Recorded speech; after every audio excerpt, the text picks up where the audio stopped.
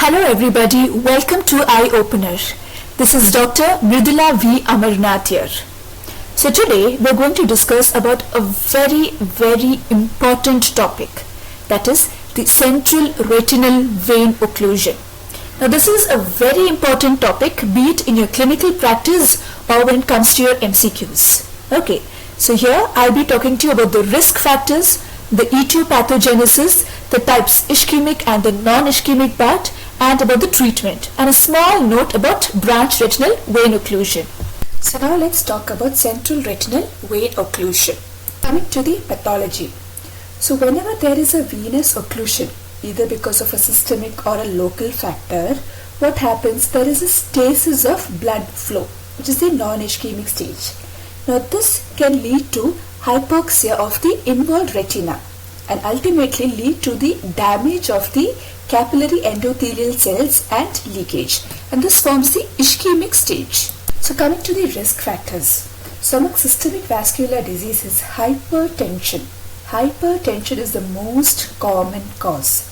Then you can also have hyperlipidemia and diabetes mellitus. Among the ocular diseases, you have primary open angle glaucoma, ischemic optic neuropathy. Okay. Hematological diseases, you have blood dyskinesias or any hypercoagulable disorders. Medications, usage of oral contraceptive pills for a very long period can also cause. The infectious vasculitis like sarcoidosis, herpes zoster virus, syphilis. Okay. Even age greater than 65 years is a risk factor for central retinal vein occlusion. The central retinal vein occlusion is of two types. You have a non-ischemic CRVO and an ischemic CRVO. Fine. So now let us talk about the non-ischemic CRVO. So all points which are mentioned down below are very important. Okay. So the non-ischemic CRVO, it is the most common type. It is more common than the ischemic CRVO. Nearly 75% of the cases are the non-ischemic type.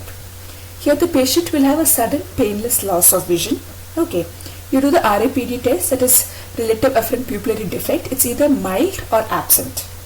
Now look at the fundus. You'll see mild hemorrhages in the periphery along with certain cotton wool spots, and macular edema most commonly occurs in non-ischemic CRVO. The investigations, you do an FFA, fundus fluorescence angiography, wherein you see less than 10 disc areas of non-perfusion, and you do the ERG, electroretinogram, which is usually normal in non-ischemic type. So non-ischemic CRVO, the prognosis is very good. But even if they have a visual loss, the loss is mainly because of a macular edema. Okay. So the treatment part is mainly aimed at reducing the macular edema. So laser photocoagulation is not done. Okay. We give an intravitreal triamcinolone 2 injections of 1 milligram according to the SCORE study. Or you can give a 0.7 milligram of dexamethasone intravitreal implant from the Geneva trial, or intravitreal anti-VEGF drugs like ranibizumab or aflibercept can also be used, and it has been successful. Now let's talk about the ischemic CRVO.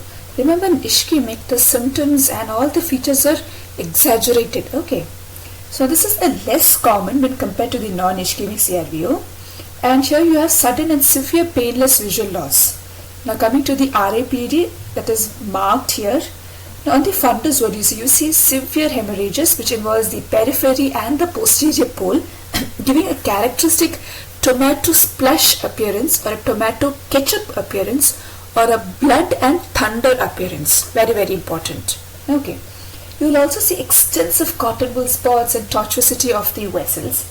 Now macular ischemia occurs in ischemic CRVO. Fine.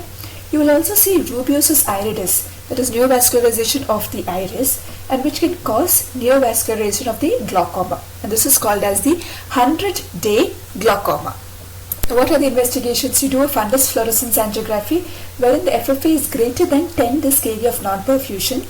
The ERG, the amplitude of the B wave, is less than 60%. Now the prognosis in case of ischemic is very poor, and this is mainly attributed because of the macular ischemia.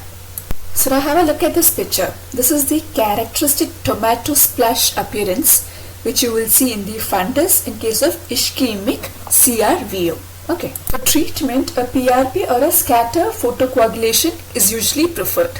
So next, coming to branch retinal vein occlusion. So I'll just mention some key points. One is the most common site, that is at the arteriovenous crossings.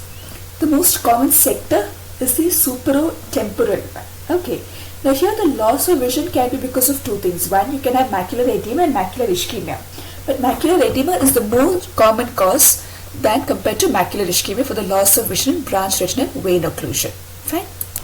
So with that we come to an end of today's session. So I hope you'll remember all the key points which I have mentioned here. The difference between ischemic, non-ischemic, the etiopathogenesis and the management part of it. So anyways, all of you have a great day. Thank you once again. Bye-bye.